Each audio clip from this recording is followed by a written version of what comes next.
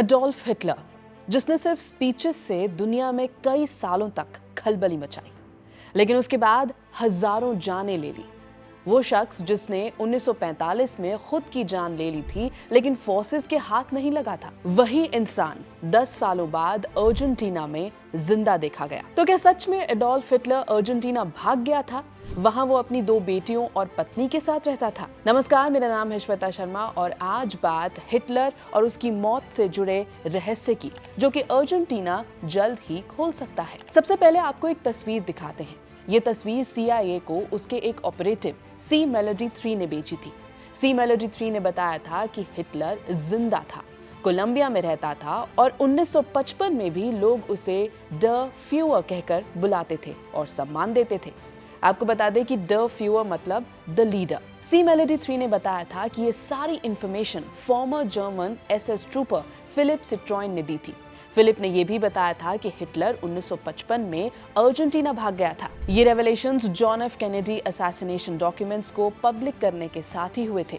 उन्हीं डॉक्यूमेंट्स में ये सीक्रेट इंफॉर्मेशन भी बाहर आई थी। अब इस बात पर चर्चा एक बार फिर से शुरू हो गई है, क्योंकि अर्जेंटीना के प्रेसिडेंट हावियर मिले क्लासिफाइड फाइल्स को पब्लिक करने वाले हैं।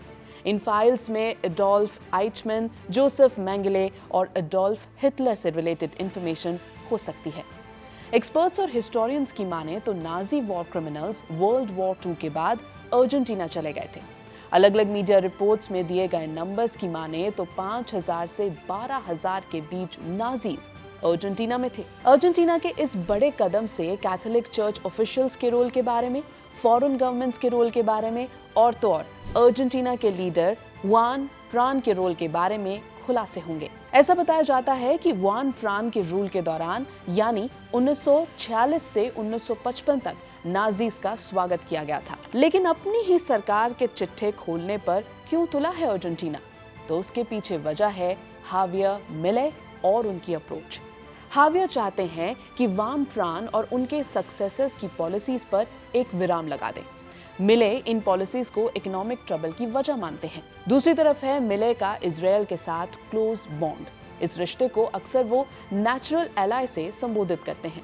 दूसरा, उन्होंने हमेशा जूस की तरफ एक झुकाव दिखाया है। आपको बता दें कि लैटिन अमेरिका की सबसे बड़ी जूश कम्युनिटी अर्जेंटीना में है। तकरीबन 2 लाख जूस अर्जेंटीना में हैं।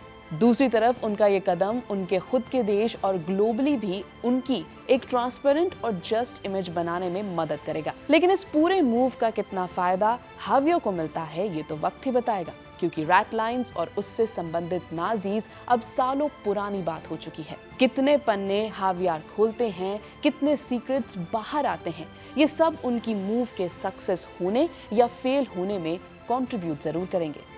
इस खबर पर ABP लाइव की नजर बनी हुई है। आप चैनल को सब्सक्राइब करना ना भूलें।